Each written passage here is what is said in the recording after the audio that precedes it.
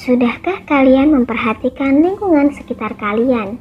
Jika sudah, apakah kalian tahu dari manakah asal benda maupun barang yang ada di sekitarmu itu? Untuk mengetahui dari mana barang dan benda-benda tersebut berasal, yuk simak materi berikut sampai akhir. Seperti halnya pintu, jendela, genteng, dan tembok, apakah kalian tahu bahwa benda-benda tersebut merupakan hasil dari sumber daya alam? Nah, tahukah kalian apakah sumber daya alam itu? Sumber daya alam merupakan segala sesuatu yang terdapat di permukaan bumi serta dapat dimanfaatkan oleh manusia dalam memenuhi kebutuhan hidupnya, baik itu dari benda hidup maupun benda mati. Seperti air, tanah, udara, sinar matahari, bahan tambang, dan berbagai jenis tanaman dan hewan yang berada di permukaan bumi. Jadi, mengapa dari beberapa benda yang sebelumnya telah disebut dapat digolongkan jika berasal dari sumber daya alam? Hal ini dikarenakan benda-benda seperti itu merupakan benda yang berasal dari sumber daya alam, seperti halnya pintu.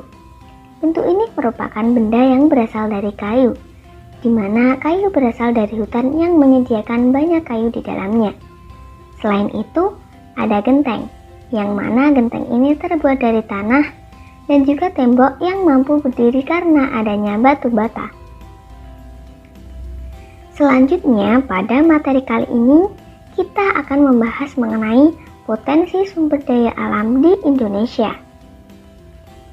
Indonesia merupakan salah satu negara yang terkenal dengan kekayaan alam dan budaya yang terdapat di dalamnya. Kekayaan berupa alam ini merupakan suatu bentuk dari beraneka ragamnya sumber daya alam yang dimiliki Indonesia.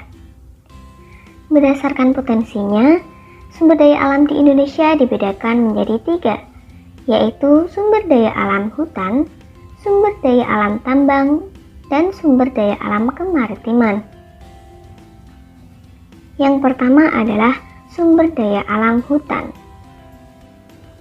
Hutan merupakan salah satu sumber daya alam yang memiliki manfaat besar dalam kehidupan manusia.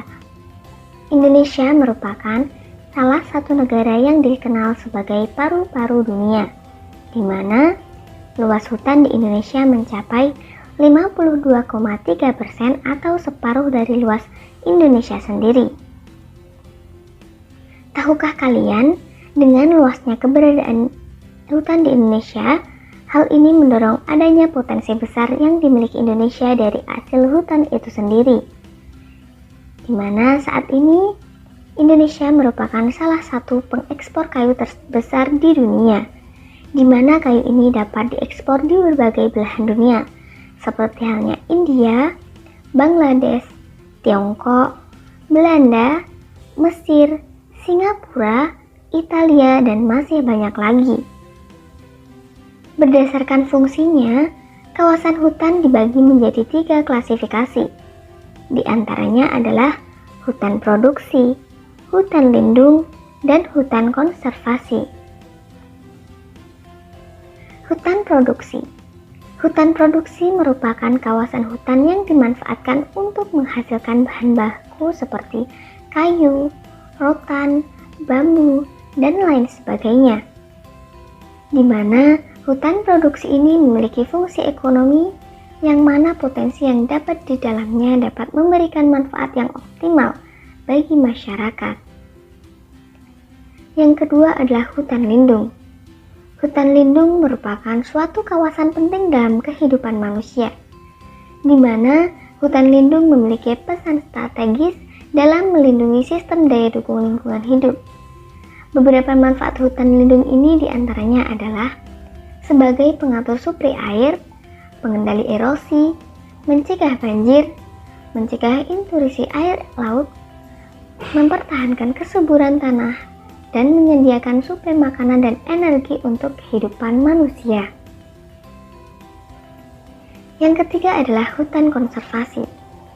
Hutan konservasi merupakan kawasan hutan dengan ciri khas tertentu yang berfungsi untuk melestarikan tumbuhan dan satwa beserta ekosistemnya. Hutan konservasi ini dibagi menjadi kawasan suaka alam dan kawasan pelestarian alam. Kawasan suaka alam merupakan kawasan yang memiliki ciri khas tertentu, baik yang berada di daratan ataupun di perairan, serta memiliki fungsi pokok sebagai kawasan untuk pelestarian keanekaragaman tumbuhan dan satwa. Kawasan suaka alam dapat dibedakan menjadi dua, yaitu cagar alam dan suaka marga satwa. Kemudian adalah kawasan pelestarian alam. Kawasan pelestarian alam merupakan suatu kawasan hutan yang memiliki ciri khas dengan fungsi pokok memberi perlindungan terhadap sistem penyangga kehidupan, pelestarian keanekaragaman jenis tumbuhan dan satwa, serta memanfaatkan sumber daya hayati dan ekosistemnya secara lestari. Kawasan pelestarian alam dibagi menjadi 3 bagian, yaitu Taman Nasional, Taman Wisata Alam, dan Taman Hutan Raya. Selanjutnya, sumber daya alam yang kedua adalah sumber daya alam tambang. Indonesia merupakan salah satu negara yang mempunyai jumlah hasil tambang yang sangat melimpah. Hasil tambang di Indonesia pun menjadi tumpuan ekonomi bagi masyarakat dan menjadi hal penting untuk menunjang aktivitas kehidupan kita sehari-hari.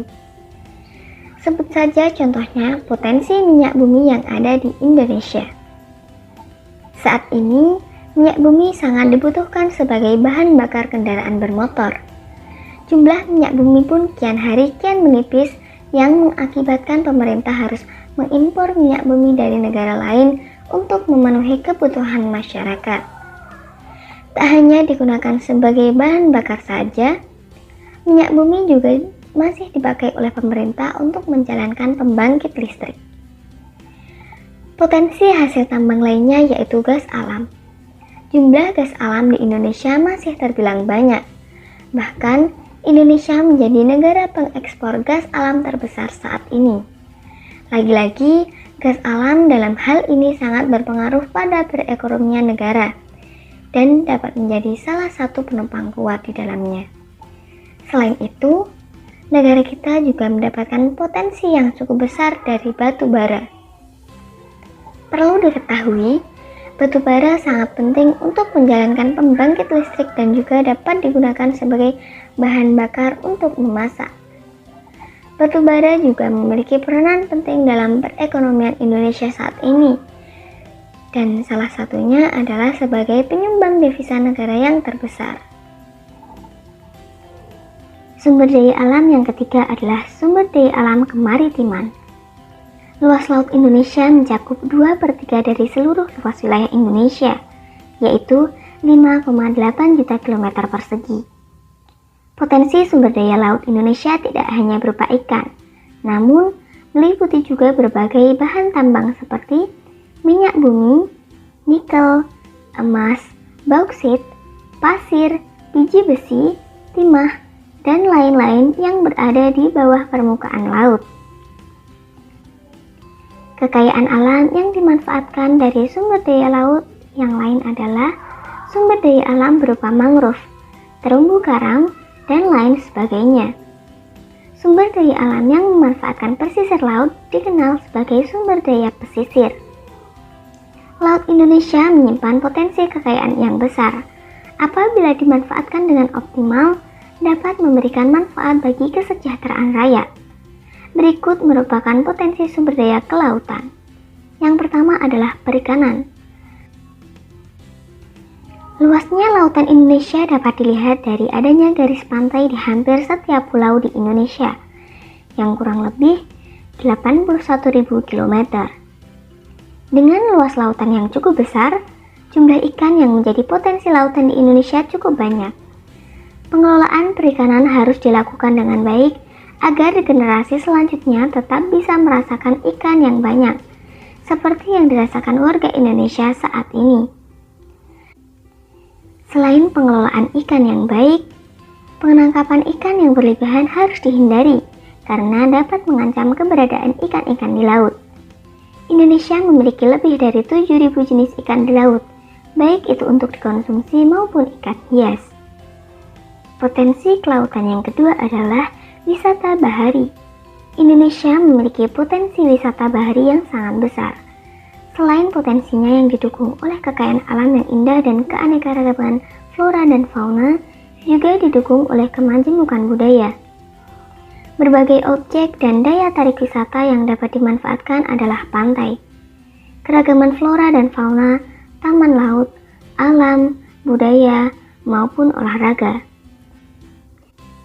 Saat ini, kedatangan wisatawan mancanegara ke Indonesia menunjukkan terjadinya peningkatan dalam kurun waktu 4 tahun terakhir, di mana dalam setiap tahunnya, rata-rata pertumbuhan kunjungan wisatawan ke Indonesia meningkat sebesar 7-10%. Dengan banyaknya keberagaman sumber daya alam di Indonesia, tidak dapat dipungkiri bahwa akan terjadi perubahan potensi sumber daya alam di dalamnya. Pada materi selanjutnya akan kita bahas mengenai penyebab perubahan potensi sumber daya alam. Pemanfaatan sumber daya alam secara terus-menerus dapat menurunkan daya dukung lingkungan terhadap kehidupan. Seiring berjalannya waktu, potensi sumber daya alam dapat mengalami perubahan yang berkaitan dengan masalah lingkungan. Terdapat beberapa penyebab perubahan potensi sumber daya alam. Di antaranya adalah populasi manusia. Semakin bertambahnya populasi manusia dan peningkatan konsumsi, hal ini akan mempengaruhi tingkat eksploitasi terhadap sumber daya alam yang juga mengalami peningkatan dalam rangka pemenuhan kebutuhan hidup. Selain itu, eksploitasi sumber daya alam yang berlebih dengan menggunakan prinsip memaksimalkan dan mengabaikan pelestarian lingkungan dapat menyebabkan pencemaran dan kerusakan lingkungan. Sehingga, lambat laun, hal ini akan mengakibatkan terjadinya penurunan potensi sumber daya alam yang ada. Tahukah kalian mengapa Indonesia disebut sebagai paru-paru dunia? Ya, paru-paru dunia. Indonesia memiliki peran penting dalam keberlanjutan hidup manusia. Mengapa? Karena akibat banyaknya hutan lebat di Indonesia menyebabkan tingginya kadar oksigen yang disumbangkan kepada dunia. Apakah kalian tahu seberapa luas hutan Indonesia hingga disebut sebagai paru-paru dunia? Nah, dapat disebut sebagai paru-paru dunia, Indonesia menyumbang sebanyak 10% luas hutan dunia dan 60% luas hutan di Asia. Jadi, tidak heran jika negara kita digadang-gadang sebagai penyumbang oksigen terbesar di dunia. Selain itu, dalam bidang pertambangan, Indonesia juga memiliki potensi alam yang sangat menjanjikan, yaitu emas. Jika ditelusuri, ternyata Indonesia adalah salah satu negara yang memiliki tambang emas terbesar di dunia loh.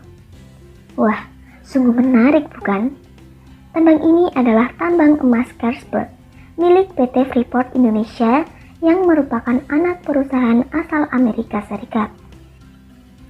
Di mana letak tambang ini berada di Papua. Terlebih lagi, pertambangan ini dinilai memiliki potensi emas yang tidak akan habis dalam kurun waktu yang lama. Selanjutnya dalam bidang kemaritiman. Tahukah kalian jika Indonesia adalah negara maritim terbesar yang mana luas lautan di Indonesia lebih besar daripada luas daratannya? Jika ditunjukkan dalam angka, seluas 62% wilayah Indonesia terdiri dari lautan. Adapun dengan luasnya lautan ini, tidak dipungkiri di dalamnya pasti menyimpan berbagai potensi sumber daya alam. Di antaranya yang pertama adalah Indonesia memiliki wilayah terumbu karang terbesar di Asia Tenggara dengan luas 39.500 km persegi yang mencakup sekitar 16% habitat karang dunia. Yang kedua adalah dalam studi ilmiah menunjukkan bahwa mangrove di Indonesia termasuk kawasan hutan mangrove paling kaya karbon dunia, yaitu mengandung karbon lebih dari 3 kali banyak per hektar dibandingkan hutan tropis di dataran rendah. Bahkan, jika dibandingkan dengan hutan-hutan tropis di dataran tinggi, maka Jumlahnya mencapai 5 kali lipat lebih banyak. Yang ketiga adalah Laut Indonesia menjadi habitat bagi spesies penyu terbanyak karena 6 dari 7 penyu laut di dunia ada di Indonesia. Di antaranya adalah penyu sisik, penyu belimbing, dan penyu tempayan.